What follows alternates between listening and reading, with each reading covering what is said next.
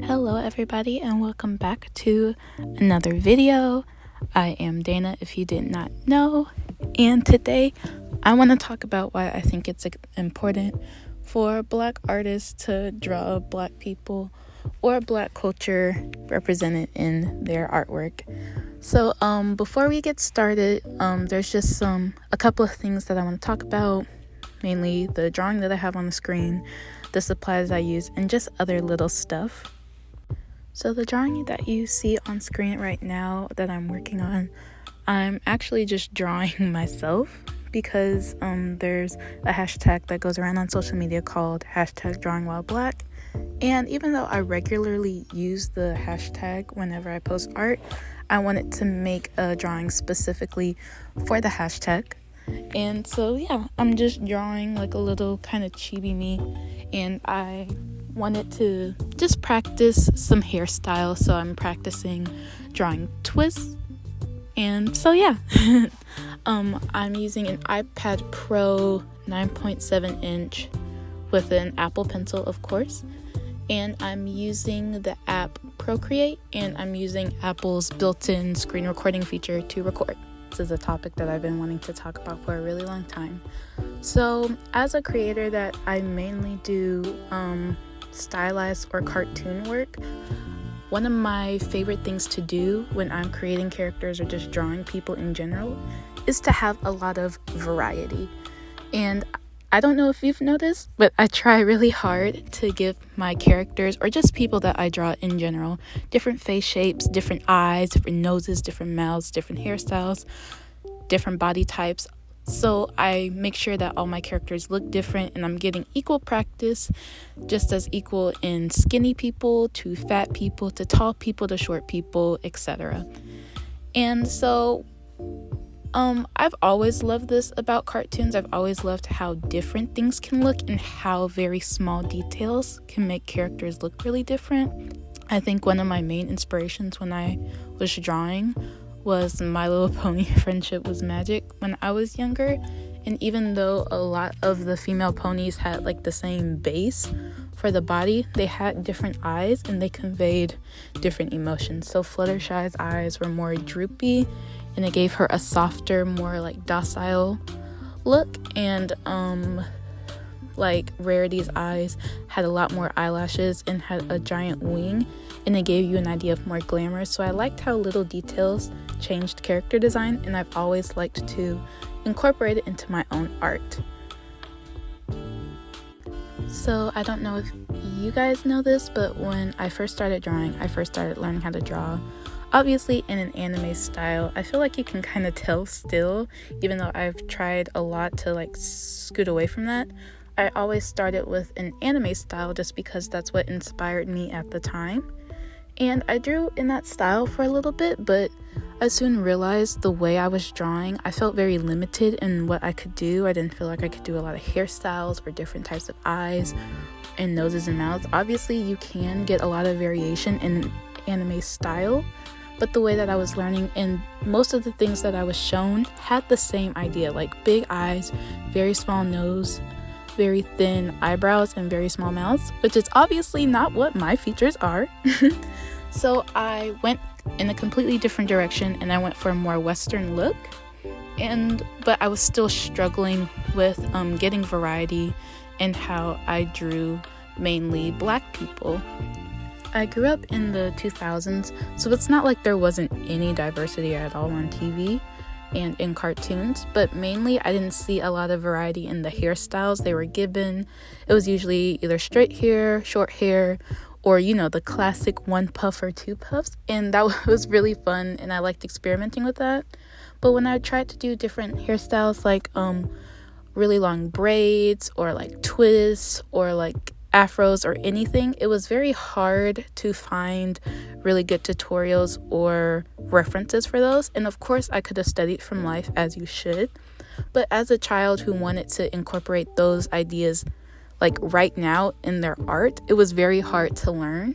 And especially with hair is already so complicated, and already not having a lot of references on how to do it was kind of discouraging a lot of the times. I even remember when I wouldn't even draw myself with my natural hair. When I would draw myself, I would draw myself like a whitewash version. Like I'd have straight hair, really light skin, very like European like features, and I look back on it and I laugh, but I just genuinely did not know how to draw those types of features. So even though I continue to draw Black characters because that's what inspired me, and that's just who I am as a person, I like to draw what I see around me. I just felt like I wasn't I felt like all my characters were looking the same, and it was drilled in my head, like small noses, small mouths, like huge eyes for like cartoon art, that I just didn't know how to make everyone look different. And I think a main turning point in this decision was watching, of course, Steven Universe. Now, I'm not super enamored by the show now, but it did inspire my art a lot when I was first discovering it. When I was first looking at it, I loved the character designs. Obviously, one of the shining moments in the show are the character designs. All the characters look very different, and they use a lot of different features that usually aren't used in shows. Like, let's just take the main 4 characters, which would be Pearl, Garnet, Amethyst, and Steven. Let's start with Pearl. Pearl is very skinny, like very small.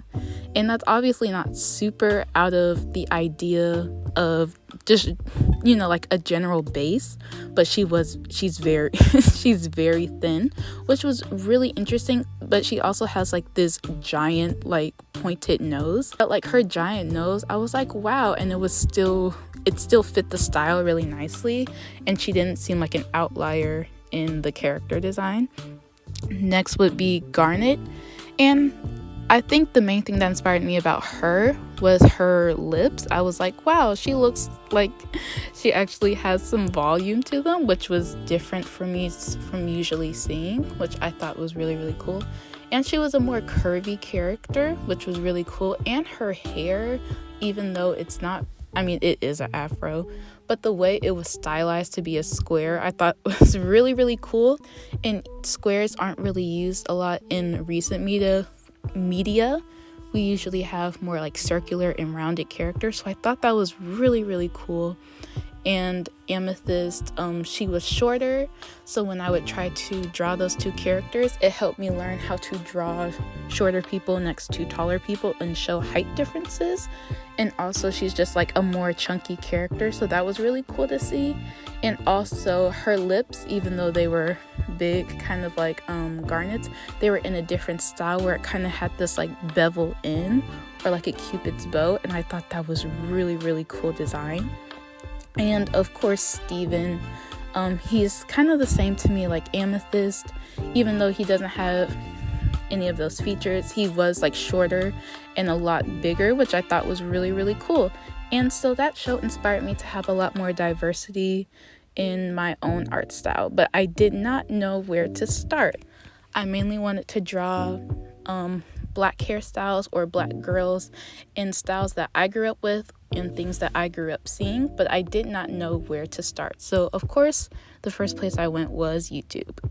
So I think one of the first tutorials I saw on drawing like box braids was from Mark Curley, which I find very, very ironic, but I used to really watch his tutorials and really enjoyed watching them. And so he had a tutorial on braids in general. So he did like a really big braid, like smaller braids, and then like really small braids, like box braids. And that's how I first learned. Now, I obviously don't draw them like that anymore, but that's how I just got started. And even though it was a good start, I just felt like they didn't actually look like braids to me, like the braids that I see in everyday life that I saw all around me. And I can put a picture up now, if I still have it, of how I used to draw braids. And then slowly I moved on to see other tutorials on how to draw them. I don't know which one this was called, but they taught me this really cool technique that I still use to this day, which is draw a line for the path of how you want the braid to look so you can still get a flowing motion with it. and then start with one side of the braid and then go on the other side. And it really helped me, and I still use it to this day. I can make a tutorial on how I draw braids and twists if you want it. But yeah, so that's how it evolved. And I used to draw braids very, very, very, very small, and it was so time consuming. But now I think I've gotten really fast at it, and I've just gotten better at it in general. The next hill to conquer for me was just like type 4 hair in general. It's a little easier to stylize now for me just because I've been doing it for a long time. But when I was learning how to draw, I just did not know how to make it look like tight curls or puffy hair. And I used to watch or look at all these tutorials from other artists, and they would draw big hair, not like curly hair, but just big, I'm so sorry to say it, but like floofy hair where it would just look very big and fluffy. And I did that style for a while. I'll put some more pictures on screen. But it didn't really translate what I wanted it to translate. It just looked not what I wanted. So then I moved on to learning how this one artist drew her hair. And this is so funny because my first art community days were on Wattpad. It's very embarrassing, and we can make a video about that. But it was this one artist, and she drew hair, like curly hair, in a really, really cool way. So I started mimicking that, and I stuck with that for a while. And then finally, just something clicked. I don't know what specifically, but I started learning how to do the curls on the inside where it jumps out and then it curls back in, and then you start it's a whole thing. I can again make a video on that, but I'm trying to explain it the best that I can. So I've just been drawing afros and type 4 hair like that for a very long time, like the more undefined kind of hair, and I've stuck with that for a really long time. And now we moved on to dreads. Now dreads were crazy to me because I just didn't know how to stylize it in a way that looked good. You could always do like really blocky rectangles and things, but that's just not really how I wanted to draw them.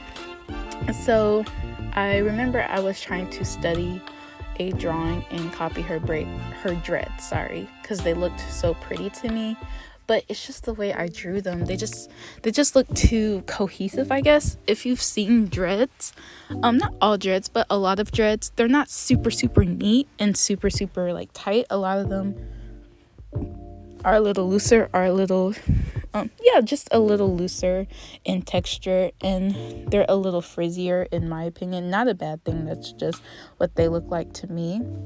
And so I was trying to figure out how to do that, and I think I watched a Christina Lore tutorial, and obviously her style is a lot more detailed than mine, but that's what started me off in drawing dreads. And basically I just remembered I needed more messier parts here and there, so I draw a longer cylinder section and then draw one curl going through and then keep going and then draw little lines in the cylinders. Again, I'm trying to explain it the best that I can, but I've stuck with that for a while. I used to go super, super detailed with them to the point where it didn't even look like dreads. It just looked like super, super, super tight and a lot of ringlets. And I remember using that style on a more semi-realistic drawing of like Mei Hatsume from My Hero, and I'll put a picture on screen now. But yeah, that was like really, really tight, and it didn't even look like dreads anymore. So I dialed it back a bit, and now I draw dreads a lot more simplified, but I still think they look really, really nice. And lastly, the last recent hairstyle that I've tackled are twists. Now, the main reason why I've learned how to draw twists is because I'm working on a project right now for a commissioner, and one of her characters has twists, and they're very easy to me now because I've just had the basis from drawing like braids and dreads to now I kind of have the idea of making like a chain kind of hairstyle, if that makes sense. But I mainly draw them just how I draw braids, just with only one side instead of two. And so me telling you all of that is basically telling you I had a hair journey not only in real life but also in my art life. It's taken me a really, really long time to learn and how to improve on my black hairstyles. And I really think the reason why is just because there's not a lot of source material out there for different ways how to draw it. From day one of me trying to seriously learn how to draw, there's always been so many tutorials on how to draw straight hair or how to draw slightly curly hair, but never kinky hair. And I've always struggled with that so much in my own art journey. Just drawing people who looked like me, it's been a struggle since day one, especially just even growing up in a day and age where there's tutorials for everything under the sun. It was very hard to find a lot of different tutorials for black hair, and even when you did find them, it would be like the same three, and it would be in a very specific like realistic style. And that's why I think it's important for black people to draw black people. Now, obviously, you can draw whoever and whatever you want. Obviously, if you're not black, you can obviously draw black characters. And if you are black, you don't have to draw black characters. But I think when it comes to if you want to see more representation in art, I think the best way is learning from yourself.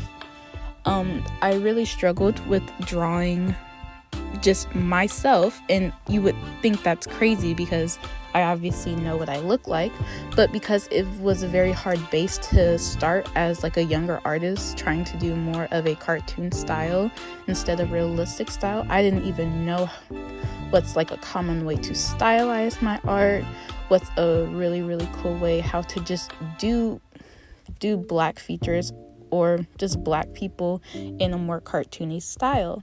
And I think the reason why I think black people should draw black people for tutorials and references is because you know yourself better than anyone. A lot of the times when I go onto these art tip pages and I see like tutorials for curly hair for like type 2 hair or like type 3 hair even, I see a lot of people in the comments saying it's very clear that the person who made this tutorial does not have curly hair. And yes, you can tell, because if you've never experienced that, you don't always know how it moves in very like slim details. So that's why I think it's important for black people to draw black people.